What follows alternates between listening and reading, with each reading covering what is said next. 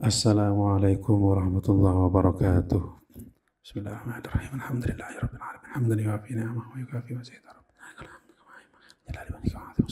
Shalli wa sallim ala sayyidina Muhammad wa ala alihi wasallam. Rabbana atina fid dunya hasanatan wa fil akhirati hasanatan.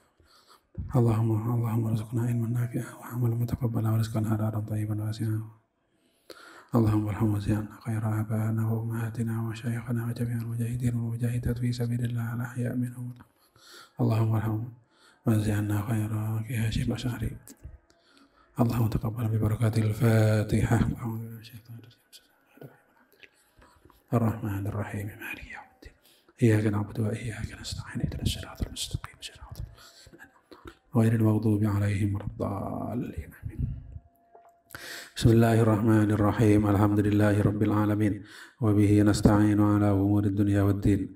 Wassalatu wassalamu 'ala asyrafil anbiya'i wal mursalin. Sayyidina Muhammadin wa 'ala alihi wa sahbihi ajma'in. Qala Syekhul Musannif rahimahullahu ta'ala wa nafa'ana bihi wa bi'ulumihi wa amaddana bimadadihi wa afadha 'alaina min barakatihi wa asrarihi fid dharain amin. Al-muslimu, adapun seorang muslim yang baik, man ialah orang salimah yang selamat. Al-muslimuna, siapa orang-orang muslim yang lain, min lisanihi wa yadihi, min dari lisanihi, gangguan lisannya al-muslim, wa yadihi, dan gangguan tangannya al-muslim. Wal muhajiru, adapun orang yang berhijrah yang sebenarnya, man hajarah, man ialah orang hajarah yang berhijrah. Siapa muhajir ya, atau siapa man ya. Hajarah yang berhijrah, siapa man atau berhijrah ini dimaknai apa? Meninggalkan. Hajarah meninggalkan siapa man, manahallahu anhu, ma kepada sesuatu, naha yang melarang kepada ma, Allahu siapa Allah, muttafaq anhu ya, anhu ya, anhu dari ma ya, atau anhu kepada ma, anhu kepada ma. Jadi saya ulangi, wal muhajiru man hajarah, man orang hajarah yang meninggalkan siapa man, ma pada sesuatu, nahallahu, naha yang melarang, Allahu siapa Allah, anhu kepada ma, muttafaqun alaihi ay rawahul Bukhari wa Muslimun. Hadis ini mengajarkan kita tentang karakter muslim yang baik, bahwa kita seharusnya menjadi muslim yang baik, yakni muslim yang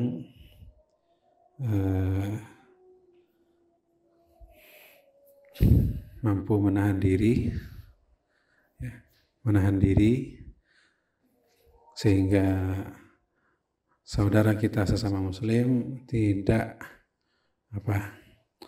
tersakiti karena lisan kita, karena lidah kita, tidak tersakiti karena tangan kita,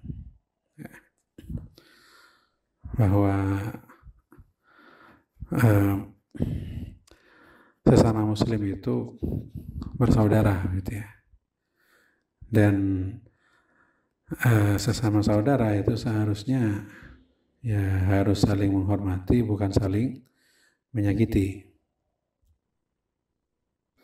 Dalam hadis yang lain ya, dalam kitab Sahih Muslim, Rasulullah bersabda, la tahasadu wa la tanajashu wa la tabaghadu wa la tadabaru wa la yabi' ba'dukum ala bai'i ba'din wa kunu ibadallahi ikhwana gitu ya. Ya, intinya jangan saling membenci, jangan saling menyakiti, jadilah hamba-hamba Allah yang bersaudara. Al-muslim akhul muslim. Seorang muslim itu saudara sesama muslim ya. Saudaranya, jadi saudara sesamanya yakni muslim yang lain gitu ya. La yadlimuhu wa la yakhdhuluhu. Dia tidak boleh menzalimi saudaranya sesama muslim, wa la yakhdhuluhu, tidak boleh menghinakannya, wa la yahqiruhu, tidak boleh meremehkan gitu ya. Jadi intinya sesama muslim itu sebagai saudara seiman seharusnya saling menghormati, saling membantu, bukannya saling menghina dan saling menyakiti gitu ya. Secara umum Islam itu agama akhlak, agama yang mengajarkan berakhlak yang baik terhadap apapun, terhadap siapapun gitu ya. Nah, dalam hadis yang lain wa khaliqin nasa bi khuluqin hasanin gitu ya. Dan perlakukan manusia dengan akhlak yang mulia ya, manusia siapapun itu ya, terutama sesama muslim ya.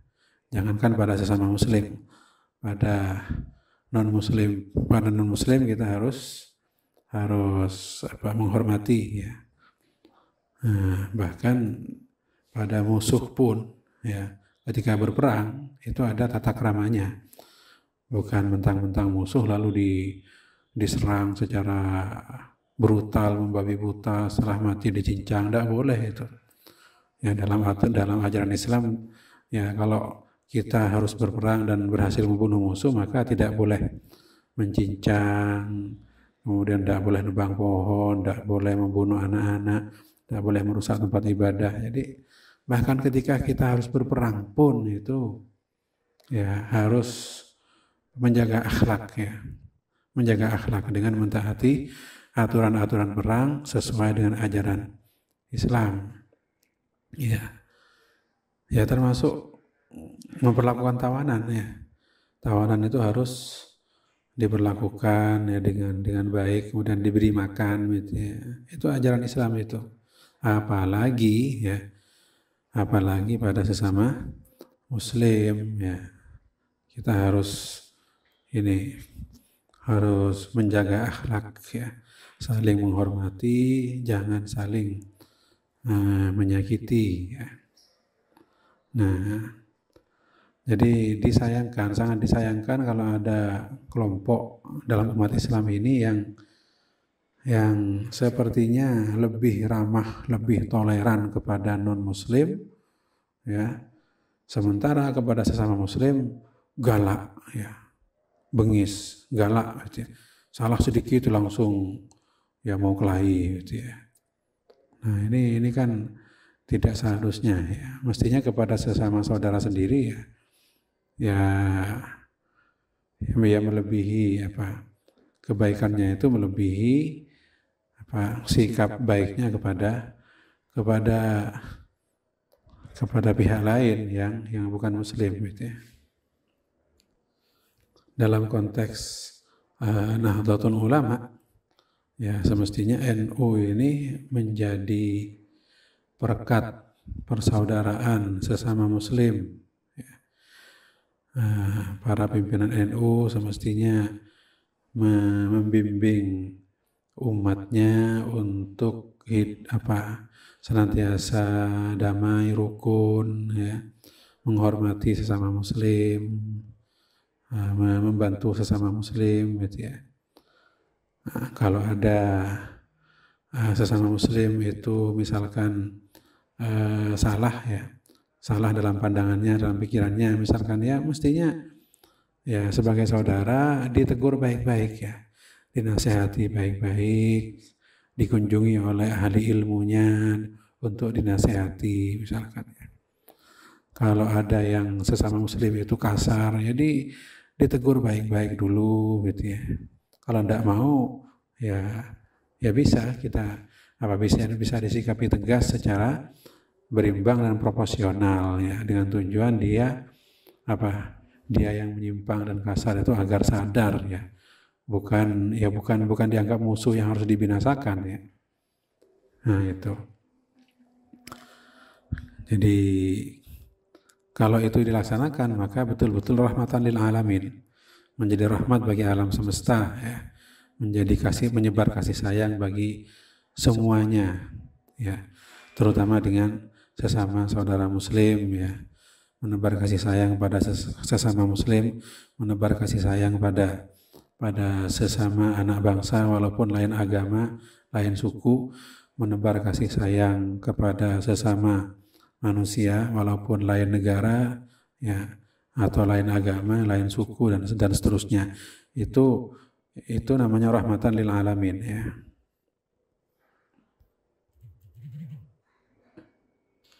Ya, termasuk kepada makhluk selain manusia, gitu ya. Kepada hewan, ya, memperlakukan mereka dengan kasih sayang, tidak disiksa, ya, tidak suka menyiksa hewan, ya. Ya. Kemudian kepada lingkungan, kepada tanaman, tumbuh-tumbuhan, menjaga kelestariannya, ya. Itu rahmatan lil alamin, itu kasih sayang untuk semesta alam, ya. Dalam Al-Quran Nabi Muhammad itu wa ma arsalnaka illa rahmatan lil alamin. Allah mengutus Nabi Muhammad sebagai bentuk kasih sayang terhadap alam semesta. Nah, kalau umatnya ingin meneruskan misi rahmatan lil alaminnya Nabi Muhammad, ya mestinya harus berakhlak yang baik terhadap apapun, terhadap siapapun. Nah, di Nurul Jadid ada trilogi santri, ya, yang mencakup mentaati perintah Allah terutama yang fardu ain, kemudian menjauhi larangan Allah terutama yang dosa besar, kemudian menjaga adab, menjaga tata krama terhadap Sang Pencipta, yakni Allah, dan kepada sesama ciptaan, kepada sesama makhluk, ya, terutama sesama muslim, sesama manusia, ya. Kemudian pada hewan, pada tumbuhan, itu husnul adab ma'allah wa ma'al khalqi, gitu. Kemudian wal muhajiru man hajara ma nahallahu anhu. Hijrah yang sebenarnya itu adalah meninggalkan larangan Allah. Jadi substansi dari hijrah itu adalah meninggalkan larangan Allah, meninggalkan maksiat menuju taat kepada Allah. Itu inti dari hijrah, ya. Makanya kalau dulu ada dalam kitab-kitab itu ada ajaran uzlah, anjuran untuk menyingkir, mengasingkan diri, menyendiri di hutan-hutan, di gunung-gunung. Ketika keadaan umat sudah rusak, akhlaknya rusak, kita khawatir terpengaruh, akhlak kita khawatir terpengaruh menjadi akhlak yang tidak terpuji, kita khawatir terjerumus ke dalam maksiat, maka ya dianjurkan untuk uzlah, untuk menyepi, mengasingkan diri ke gunung, ke hutan. Itu ya tujuan utamanya adalah untuk pindah dari hal yang mengajak pada maksiat kepada hal-hal yang memudahkan taat kepada Allah, gitu ya. Itu dulu, ya, ketika belum ada listrik, belum ada radio, telepon, belum ada alat komunikasi, belum ada TV. Nah, kalau sekarang sudah ada internet, ada TV, ada radio, segala macamnya, ya nyaris sama sekarang ini, nyaris sama. Perkotaan, pedesaan itu semua terjangkau televisi, radio, terjangkau internet, ya. Pegunungan juga kadang malah menjadi pusat maksiat, di hutan malah kadang jadi tempat wisata yang ada maksiatnya di situ. Jadi maka pertimbangannya itu bukan lagi tempat terpencil atau tidak, gunung atau bukan, hutan atau bukan, tapi yang terpenting adalah meninggalkan maksiat menuju taat kepada Allah dimanapun tempatnya, di kota atau di desa, di hutan atau di gunung, ya sama saja. Selama di situ mendukung untuk taat kepada Allah, menjauhi maksiat, maka itulah hijrah, gitu ya.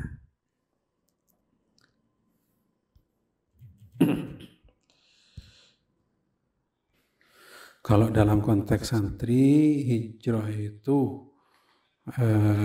misalkan begini, ketika seorang santri teman sekamarnya itu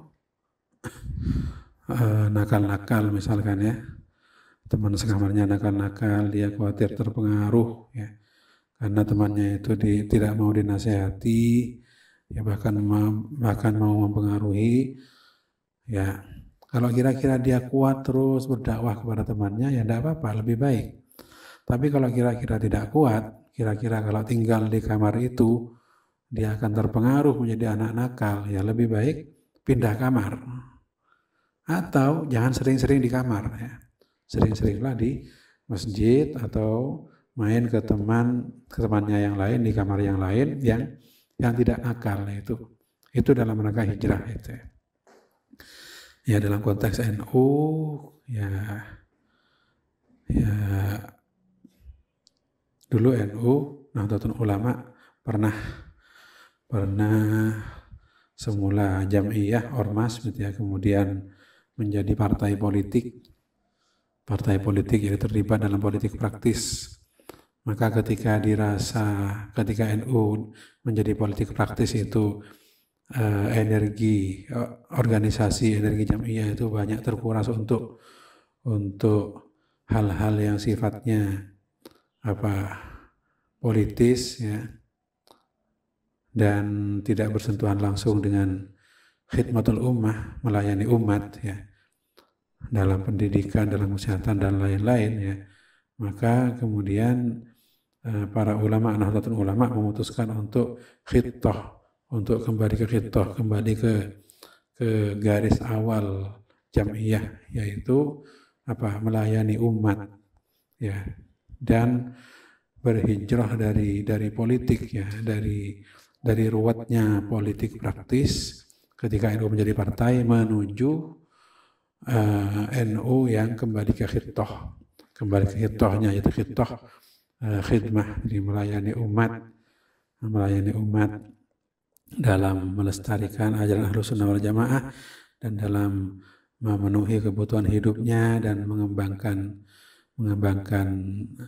peradabannya ya, dengan pendidikan, kesehatan dan seterusnya. Maka bisa dikatakan NU itu sudah mengalami hijrah ya. Hijrah dari berpolitik praktis menuju ke khitahnya.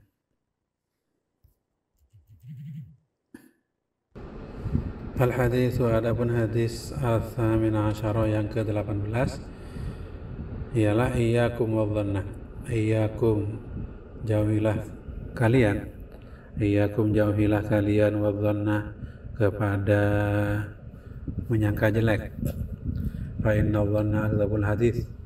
Fa inna, karena sesungguhnya al-dhanna menyangka itu akdzabul hadisi, akdzabu ialah paling dustanya al-hadisi pembicaraan. Rawahu Syaikhani, meriwayatkan kepada hadis Asy-Syaikhani siapa? Dua syekh, yaitu Bukhari dan Muslim ya. Hadis ini mengajarkan kepada kita agar tidak suka berburuk sangka ya. Jadi al-dzan itu dimaknai berburuk sangka. Dalam kitab Sahih Muslim, Imam Nawawi menjelaskan fa inna dhanna akdzabul hadis al-muradu an-nahyu an dhannis su', itu kata Imam Nawawi ya dalam syarah Sahih Muslim.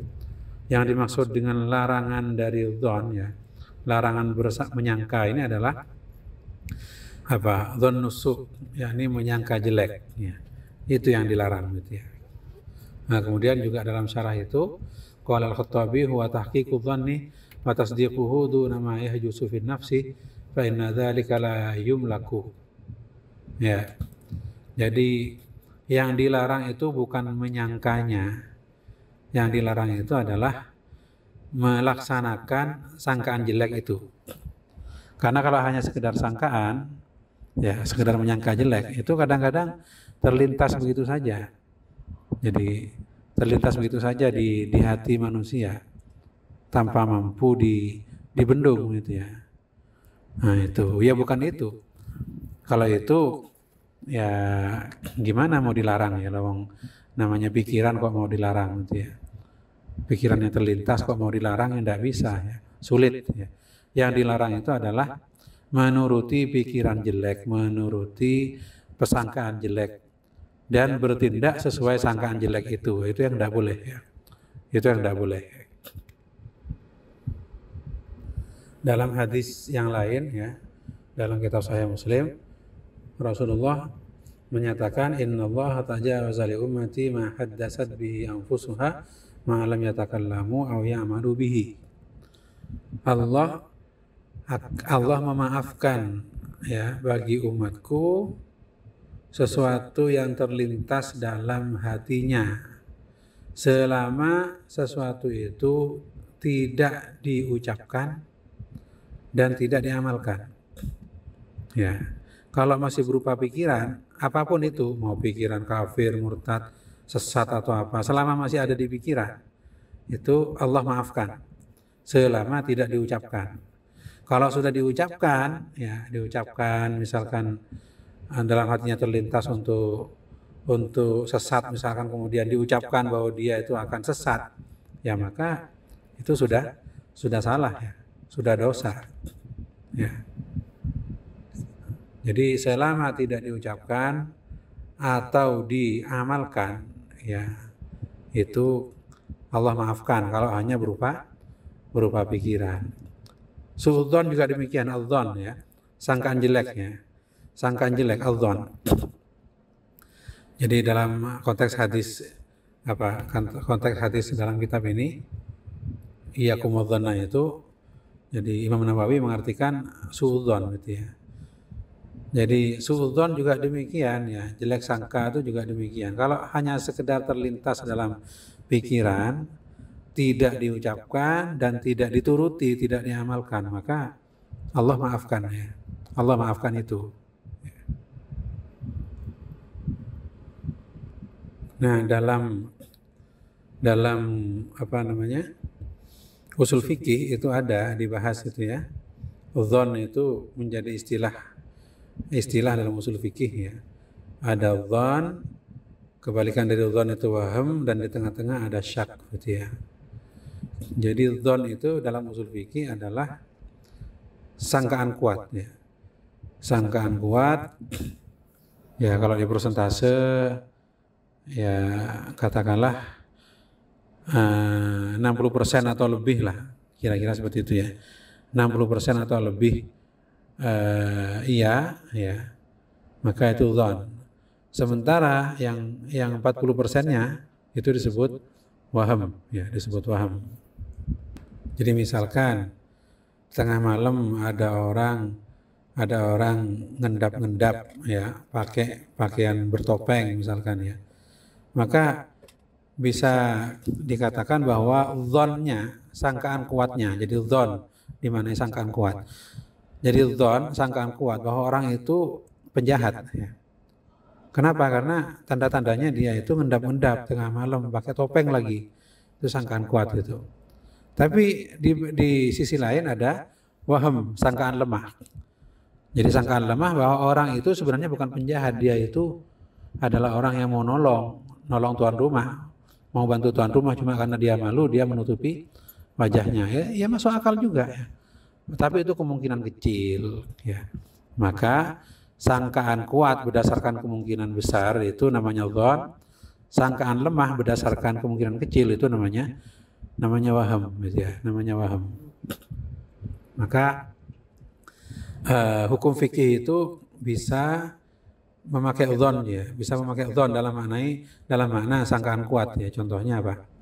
Contohnya membasuh anggota wudhu itu ya, itu cukup dengan dzon ya. Kalau sudah membasuh tangan dengan air 1 cibuk ya, sangkaan kuatnya itu sudah merata lah gitu ya. Jadi tidak usah diteliti dengan alat pembesar apakah ada yang tidak kena atau bagaimana, tidak usah.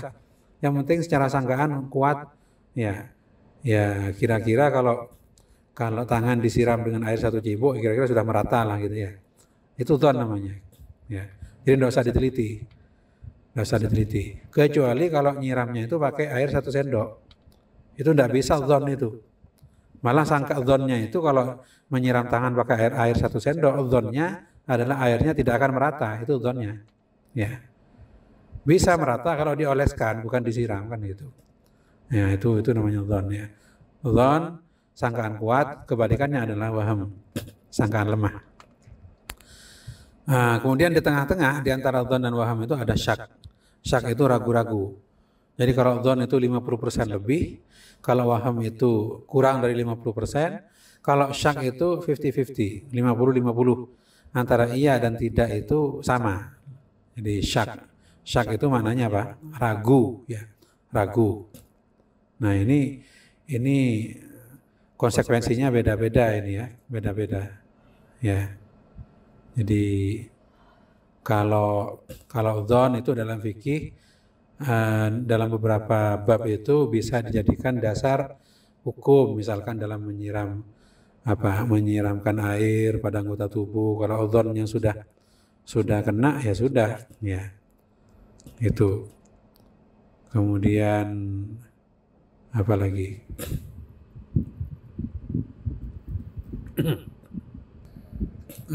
Walabatul dzon gitu ya, atau madhinnah. Nah, ini ada istilah madhinnah ya. Biasanya safar itu, perjalanan itu mengandung masyaqqah, mengandung kesulitan. Biasanya orang yang bepergian, orang yang safar, orang yang bepergian itu mengalami masyaqqah, mengalami kesulitan ya. Di sepanjang perjalanan dia mau ke kamar mandi, tidak seperti di rumahnya yang ada kamar mandi, jadi harus nyari dulu ya. Dia mau makan harus bawa dulu di kendaraan, tidak seperti di rumah. Jadi ada masyaqqah gitu ya. Itu walabatul dzonnya begitu, sangkaan kuatnya begitu. Karena perjalanan itu disangka kuat merupakan tempatnya masyaqqah, tempatnya kesulitan, maka ada rukhsah, ada keringanan ya.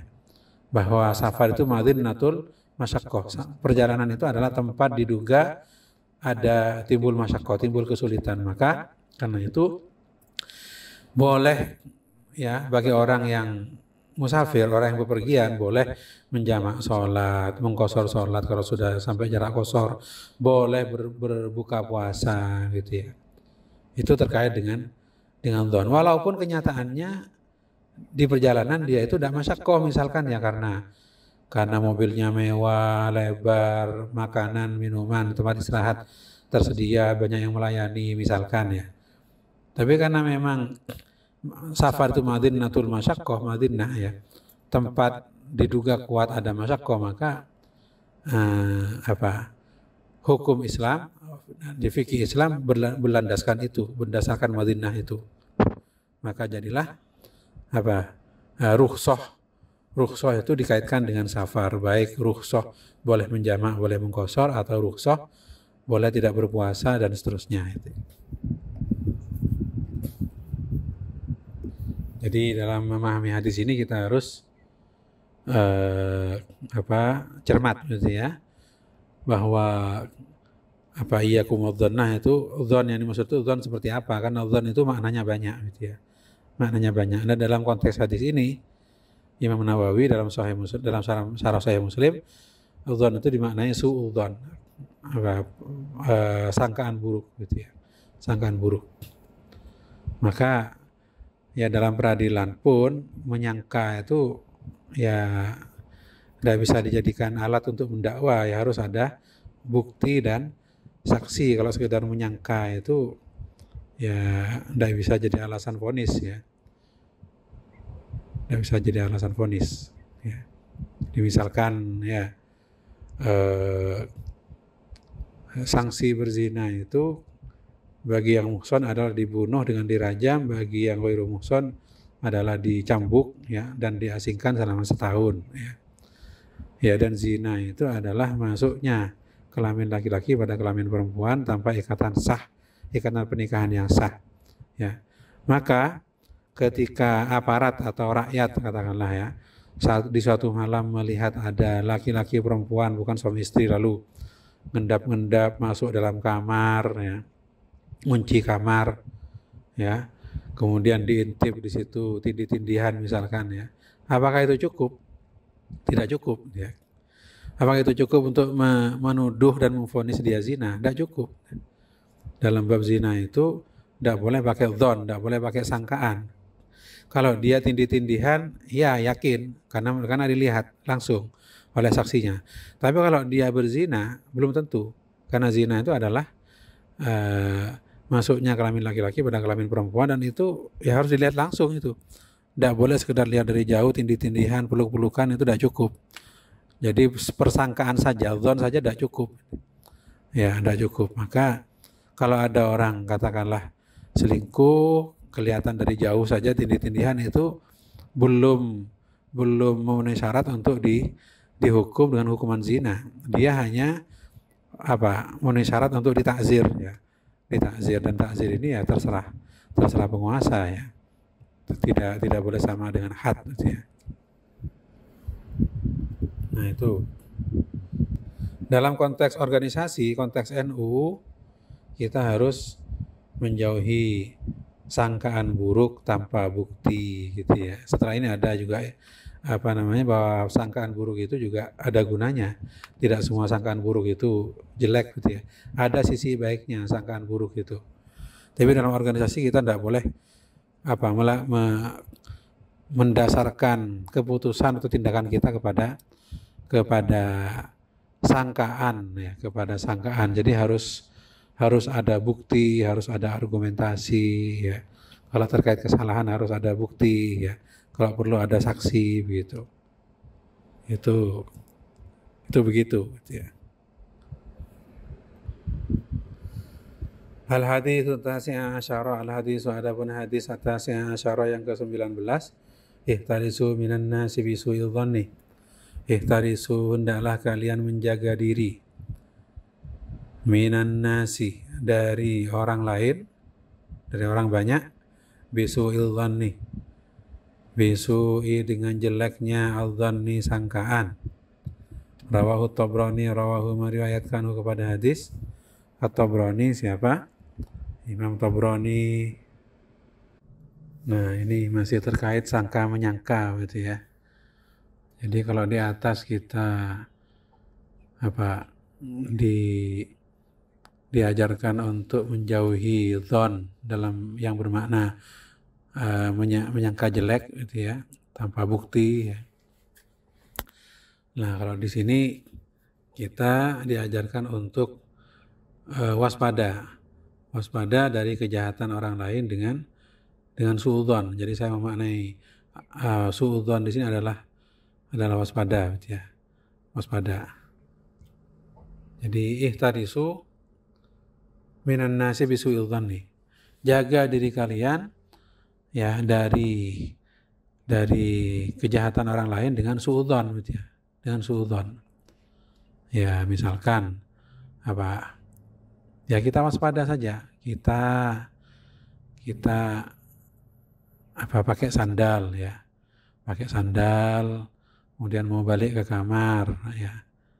Nah, kita bawa saja sandal kita itu, jangan ditinggal di depan gang, ya. Ya, bukannya kita suudzon bahwa penghuni gang itu adalah maling-maling, bukan, gitu ya. Tapi dalam rangka waspada.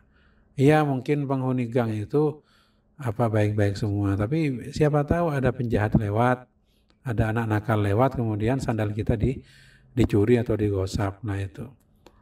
Jadi waspada, jadi ya. Waspada. Ya. Maka